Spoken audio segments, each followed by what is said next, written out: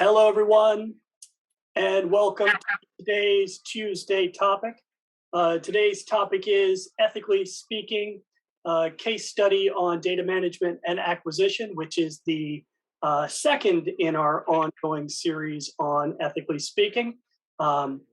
This is a dedicated effort to our RCR training in the college to provide to our students and postdocs and research faculty and staff to ensure we're in a continual conversation and develop and maintain a culture of scientific integrity. Today we have Connie Perry, Roseanne DiMaria Galili, and Zach Hathaway. So now, without further ado, let me throw it over to Dr. DiMaria Galili to introduce today's Ethically Speaking session. Dr. DiMaria. Thanks. Thanks, Darren, and welcome everybody, especially in week 10 of the quarter. And I know it's the end of the summer, so we appreciate everyone being here. Today's topic that we're going to cover is on data acquisition, management, sharing, and ownership. Next slide, please. And again, just to reiterate, why are we doing this? We know that responsible conduct of research is sometimes used interchangeably with research integrity, and we are really working on moving forward responsible conduct of research and research integrity in the college to ensure that we continue the conversation about research ethics, and as well as the legal regulatory aspects in terms of research ethics, focusing on integrity, honesty, transparency, competencies, collegiality, social responsibility, compliance, and accountability.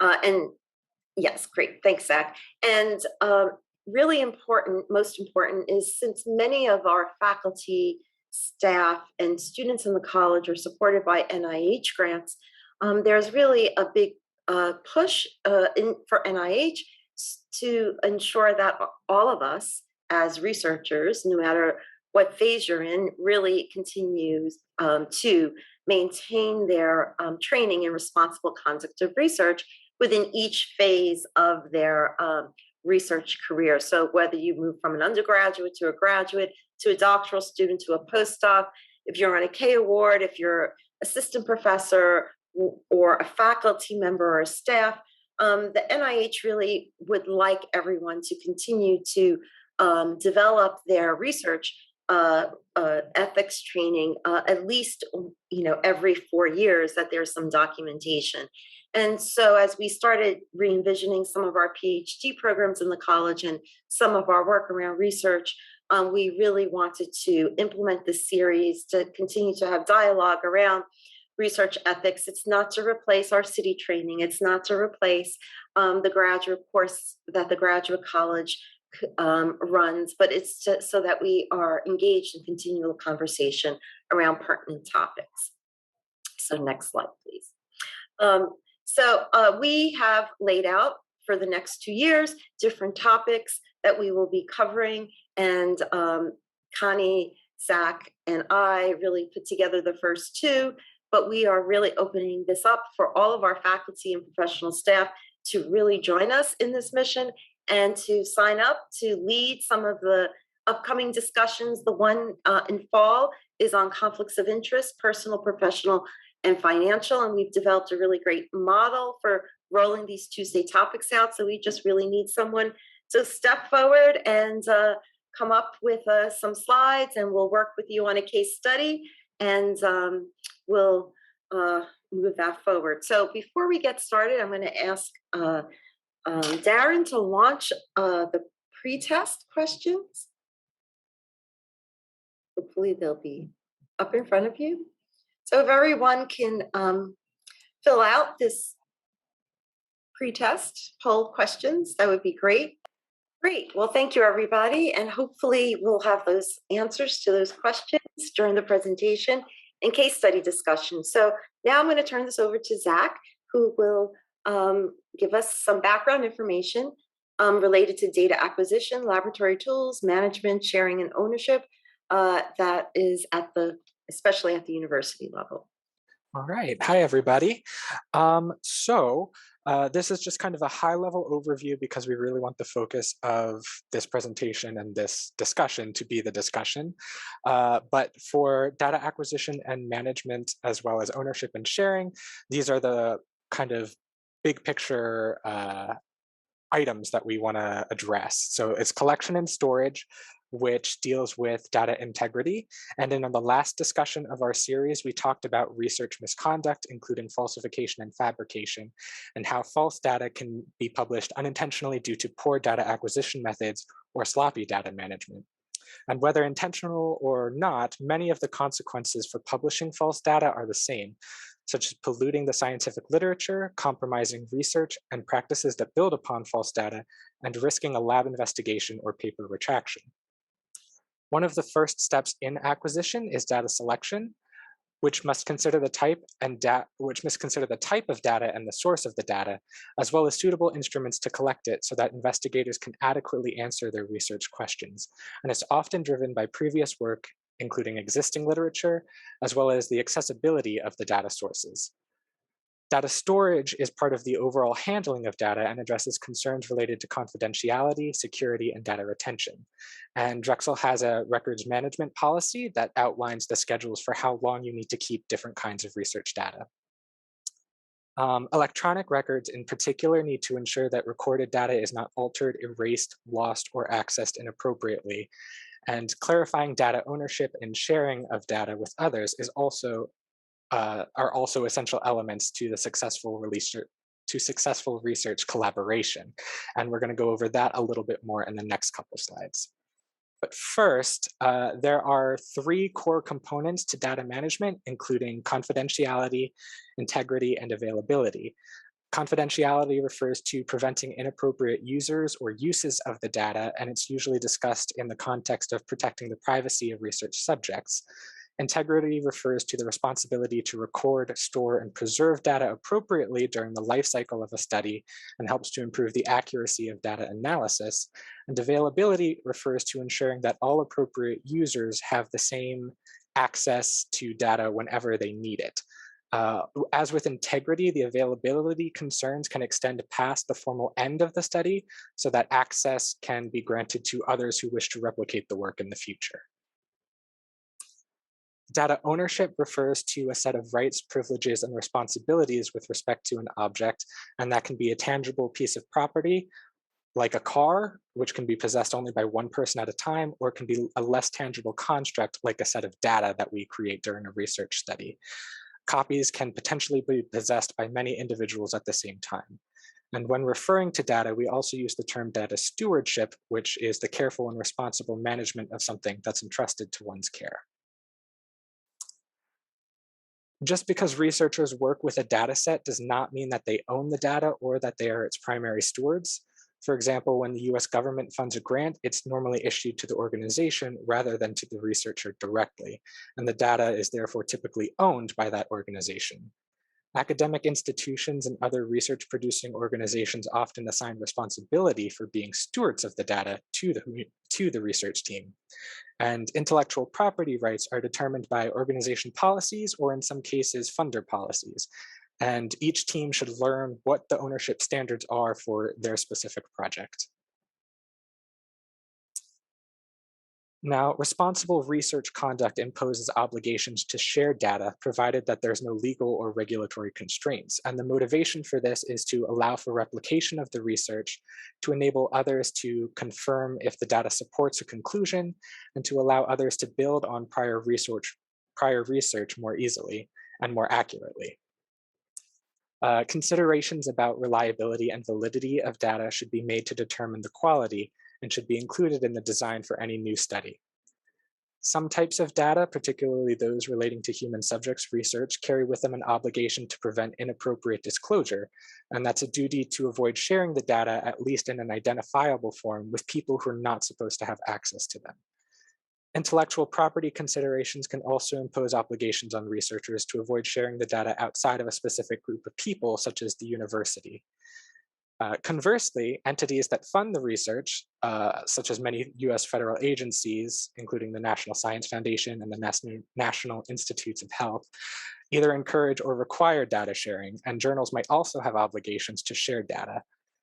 Per the NIH, all data should be considered for sharing, especially when it's considered a unique resource, because this data would be difficult or even impossible to replicate. And providing that the privacy of human subjects is protected, some studies even publish their raw data set, though usually that is for a smaller sample size. Anything larger would just be too difficult to include in a publication. So now I'm going to go over just a couple of the data management issues that you can come across. They're typically split into 3 categories, which are methodological, technological, and then the catch-all category of ethical, legal, regulatory, professional, and organizational policies. So methodological typically comes at the beginning of the study when you're setting up your sample size, you're making your group assignments, you're figuring out how you want to collect your data, how you're going to analyze the data. And all of those can be mitigated with strategies geared towards data management before you begin collecting the data. There's a lot of literature about that, so we can discuss that further offline if you're interested. The technological aspects pertain to the availability of tools and processes for managing information throughout the project lifecycle. It's usually related more towards the data confidentiality, integrity, and availability aspects. And then the ethical, legal, regulatory group usually pertains to the requirements imposed by government bodies, but also individual organizations. So something permissible under a regulation might have additional limitations imposed at the university level. And it's common that an organization would require researchers to seek permission to conduct research on its physical premises, or even if the research involves its employees, patients, students, or other affiliates. So that's why we oftentimes will seek permission letters from external organizations when the research isn't being conducted internally.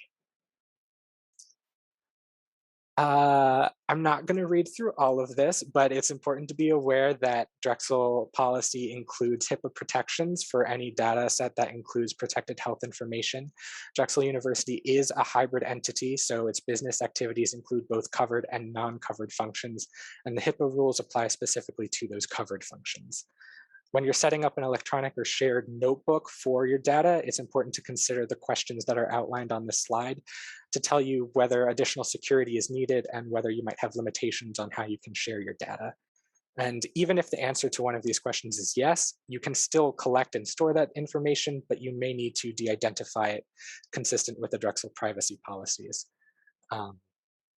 You should probably consult with the PI or the Chief Privacy Officer if you have questions about that. And individual offices such as the HRPP, IACUC, or export controls can help with specific questions in those areas. I've also pulled together some information about intellectual property. Again, I don't want to read through all of this, but it's more a resource for you. The key point from this excerpt is that inventions developed using university equipment or funds belong to the university, and this applies to faculty, staff, and graduate students, and in a lot of cases to undergraduate students. This section outlines a little bit more detail about student creators, and in some cases, undergraduate students may be considered the owners. If you have questions about intellectual property, Robert McGrath, who is the director for IP and agreements in the Office of Research, he has a lot of knowledge, and I would encourage you to reach out to him. His contact information is on this slide, and in the next couple slides, he's actually provided some more in-depth information about that in a recording. So I'm going to share those now. Hello, my name is Bob McGrath, and I work in the Office of Applied Innovation, part of Drexel's Office of Research and Innovation. Our office is responsible for managing and commercializing the innovations developed in Drexel's labs. I'm sorry that I can't be with you in person today, but wanted to expand a bit on the points presented about data and IP ownership in today's presentation. Hello. When research is done here at Drexel, the policy requires that the university owns the data that comes from it. Who owns the data matters because the owner has final say over what is done with it. Typically, the data are published, but if there is a dispute over publication, university ownership with a stated mission of publication and dissemination can ensure that the research community can see the results. Further, Drexel ownership helps ensure compliance with data management and other requirements from funders like the federal government and foundations. Please note that this applies to the actual original data. If there's ever a dispute, we look to the original work to help resolve it.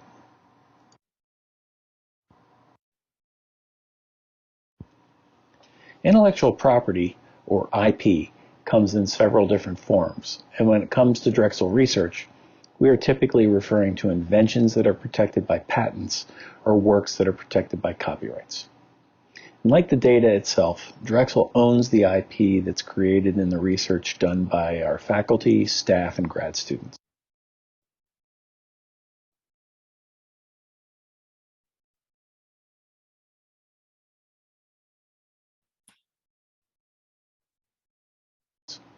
Undergrads are treated a bit differently here, but in many instances, this same rule applies to them as well.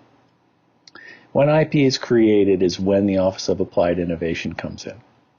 First, we're tasked with going after the patents and copyrights that protect the innovation. Second, we're going to find the commercial partners to develop new products from our IP, because the university itself doesn't make and sell products. We need a company to do it for us. So once we find that company and they're interested in working with us, the next step is for us to work out the contracts that will allow them to do that and bring those products to market. Thanks very much for the opportunity to speak with you today. If anyone has any questions, please feel free to contact me at the email or phone that was referenced in the original main presentation. Thank you. So now we're going to transition, I think, into the case study.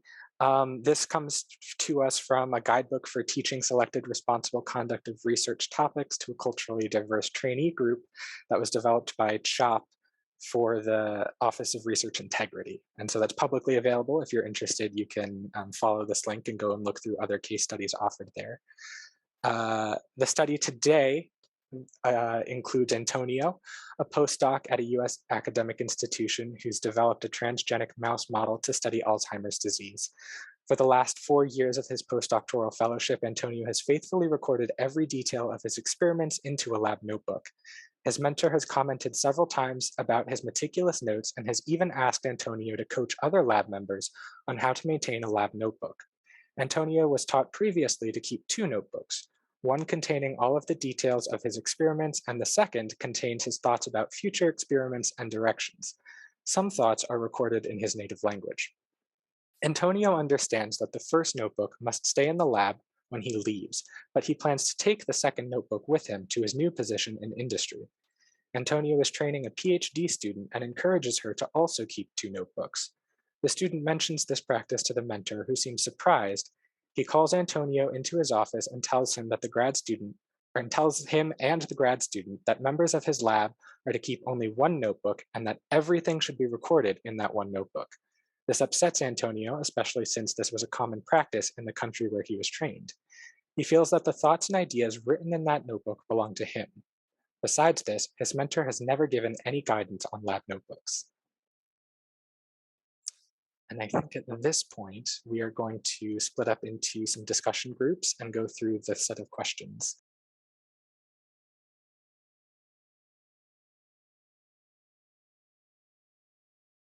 Yeah, it was helpful listening to both groups, parts of the conversations in both groups. And I don't know, Zach and Connie, any major issues raised in your groups that you want to highlight?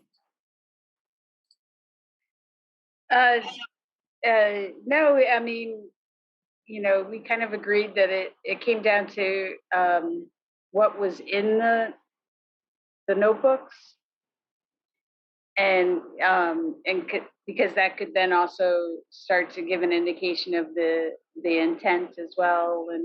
And we also discussed that even though Antonio's a postdoc, and you get drilled about the importance of I remember in junior high school being taught about the importance of a nice clean lab notebook.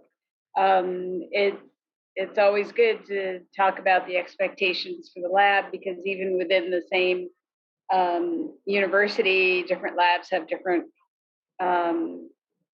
cultures and expectations and such. So, Zach, Yeah, we had a kind of similar discussion where I think we all came to a consensus. It got a little tricky when, like you said, certain ideas, do they go in the lab notebook? Are they just ideas? When does something that's just like a very rough, not well-developed idea become something that is well-developed and something that would be leading to a patent or leading to IP that would need to be considered.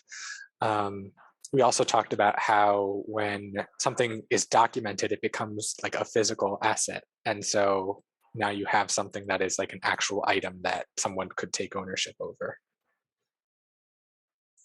Yeah, Melissa, are you still there? Do you want to talk a little bit about the discussion that came up with the qualitative data?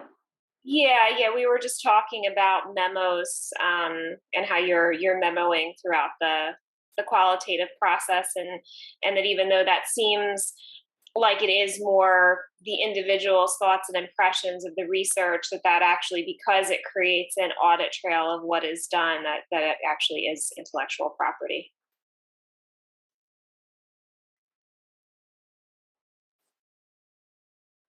That's great. And I also think I heard in both groups that it's the mentor's responsibility to really make sure that we onboard students appropriately and postdocs to our labs. And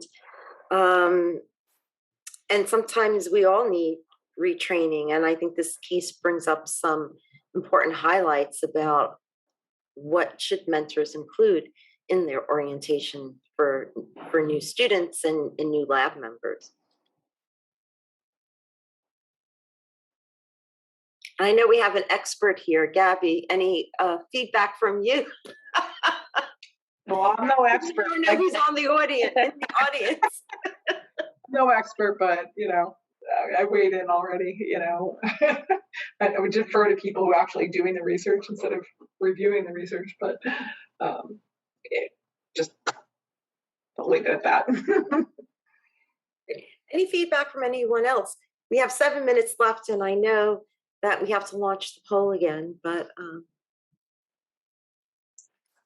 I think there was a question that came up in our group about what happens if you leave the university or go to another institution and want to continue your work elsewhere. And I think there are processes in place for setting up data transfer agreements or data use agreements so that if you wanted to continue with the work you've already done, you could bring it to a new location. But maybe we could find some more information about that if anyone has any lingering questions and share that out. I was going to say, that was kind of my question. It makes sense that existing ongoing work, but it kind of goes back to the ideas portion about stuff that's, again, infancy, or it's small ideas that haven't percolated up into mature ideas. How do those kind of get parsed, and how do those get placed into where that intellectual property, again, is it as soon as you write it down, then it becomes a tangible asset that then is actual, that can then be owned by the previous institution that then you need to negotiate to take with you? Or is it, like, I guess a little bit more conversation about that?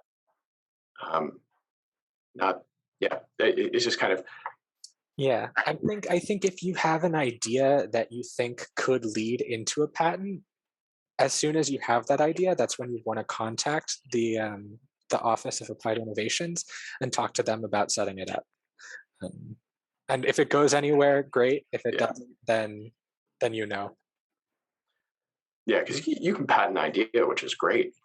So that, like idea, like I guess patenting ideas, like somewhat formed ideas, but even before it's even in the patentable idea range, which, you know, if it's just this little kind of thing in the back of your head, like when do you go into that? And in some ways that's, you know, talking more to the IP lawyers about, or IP specialists about kind of where that transition is.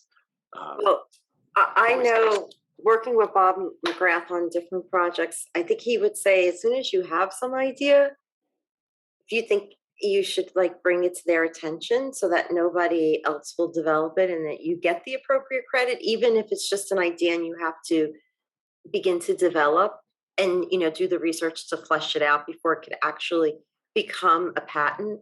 But, you know, it's those preliminary stages that you want to make sure that you begin to have a conversation with the patent office. Now, the other thing, I also worked with Bob McGrath on a variety of different innovations and getting that set. And there are certain guidelines because you don't want to go out and present information and it's out there, because then that you no longer have the ability to really move forward on patenting it. So you'll get a lot of information from Bob McGrath and his team as to what you need to do and those processes, which are invaluable.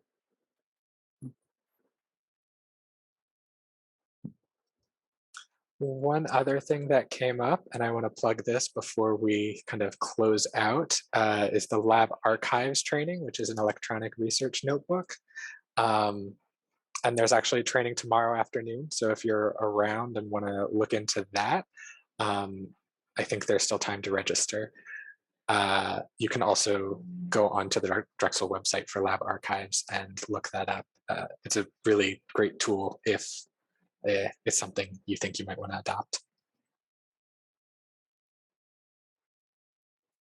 Well, thank you everybody for sticking it out with us, and thanks Connie and Zach for leading the discussions, and thank you to our participants for the rich discussion as well. Roseanne, do we need to launch the poll one more time? Just to... Please do before we end the recordings. Thank you, everyone.